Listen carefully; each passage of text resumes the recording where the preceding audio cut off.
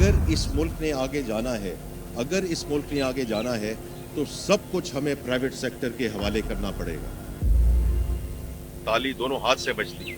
हमारी अपनी tax authority has to step up, और उसमें सेल्स टैक्स है, उनका फ्रॉड है। इसी तरह जो हमारा ट्रैक एंड ट्रेस सिस्टम था, ये टोबैको से शुरू होना था, फिर शुगर में जाना था, फिर फर्टिलाइजर में जाना था, फिर सीमेंट में जाना था, और फिर अदर सेक्टर्स में जाना था। और जो फंक्शनैलिटी है, हो सकता है उसमें कुछ इशू हो, बट इम्प्लीमेंटेशन वो सर्टनली लैक्स। तो ये वो सारी चीजें हैं जिनका हमें इदराक है। हमने अब 4 हफ्ते से McKinsey is already now at work in FBR, और उसका मकसद है एंड टू एंड डिजिटलाइजेशन। मुल्क खे तरक्की ॾियारणी आहे त सभु कुझु प्राइवेट सेक्टर हवाले करणो पवंदो।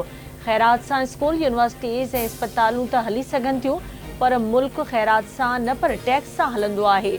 टैक्स छूट खे मरहलेवार ख़तम करणो आहे। टैक्स नेट खे वधाए रहिया आहियूं। रिटेलर्स ते जुलाई खां टैक्स लागू थी वेंदो। 32,000 खां वधीक रिटेलर्स टैक्स नेट में रजिस्टर्ड थी चुका आहिनि। नाणे वारे वफ़ाक़ी वज़ीर मोहम्मद औरंगज़ेब जी कमालिया में प्रेस कॉन्फ्रेंस। संदसि चवणु आहे त टैक्स टू GDP 9.5% क़ाबिल अमल आहे। GDP जो दारोमदार टैक्स ते आहे। मुल्की मईशत बहितरी ॾांहुं वधी रही आहे। FBR में बहितरी लाइ क़दम खयां पिया वञनि। जेके शोभा टैक्स न पिया ॾियनि, उन्हनि खे निज़ाम में आणे रहिया आहियूं। हुकूमती ख़र्चनि में घटिताई न थियण जी ॻाल्हि दुरुस्त आहे।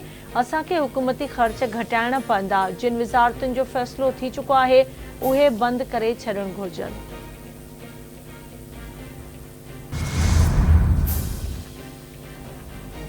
मुस्लिम लीग नून ऐं सिंध जो गवर्नर सस्ती शोहरत हासिल करण लाइ ज़ख़्मी ॾाची ते सियासत करे रहिया आहिनि। ख़बर पई आहे त सिंध जो गवर्नर ज़ख़्मी ॾाची खे ॾिसण लाइ वियो। आउं गवर्नर खे अर्ज़ु कंदसि त महिरबानी करे सर्किस या फोटो सेशन में न बदिलायो। PP चेयरमैन बिलावल भुट्टो ज़रदारी जी हिदायत ते ॾाची खे इलाज लाइ कराची मुंतक़िल करायो वियो। ज़ख़्मी ॾाची जी वीडियो ॾिसी सदमो पहुतो। ॾाची जे मालिक केस दाख़िल न करायो त सरकार जी फ़रियाद ते केस दाख़िल कयो वियो। PP अॻवान शाज़िया मरी जो ट्वीट संदसि चवणु आहे त उहो यादि रखणु घुरिजे त ॾाची ज़ख़्मी ऐं टिनल आहे। ॾिसण ऐं नुमाइश जा ॿिया केतिरा ई तरीक़ा आहिनि।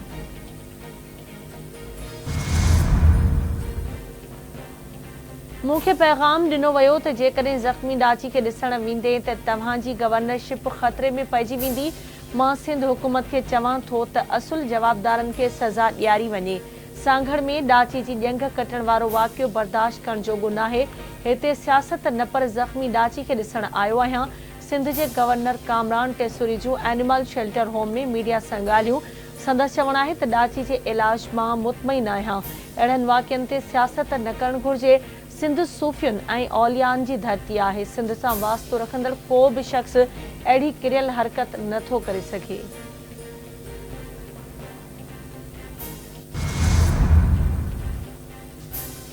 क्लीन इस्लामाबाद लाइ शहरियुनि ज़िम्मेवारी जो मुज़ाहिरो करे इंतज़ामिया जो भरपूर साथ ॾिनो।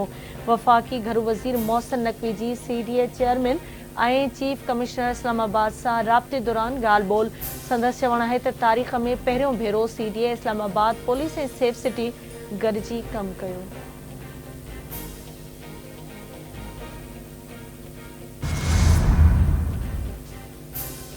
सिंध समेत सॼे मुल्क में ईद उल अज़हा जे ॿिए ॾिहाड़े ते बि सुन्नत इब्राहिमी तहत क़ुर्बानी जो सिलसिलो जारी। मज़ेदार खाधनि जी दावतुनि जो सिलसिलो बि जारी। शहरी घरनि तोड़े होटलनि ते मज़ेदार खाधनि मां मज़ो वठी रहिया आहिनि। हर पासे तिक्का बूटी सीख कबाब हंट बीफ सजी ऐं बिरयानी जी ख़ुशबू। तफ़रीही मागनि ते बि अवाम जी रश। कराची वासनि समुंड किनारे पार्क्स ऐं चिड़िया घरनि जो रुख़ करे वरितो।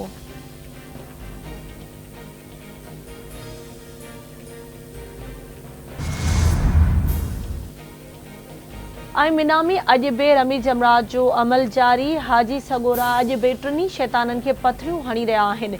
मके शरीफ़ जे मुख़्तलिफ़ इलाइक़नि में बरसात सबबि मौसम ख़ुशगवार थी वई। बरसात दौरान काबतुल्ला शरीफ़ जो तवाफ़ जारी रहियो।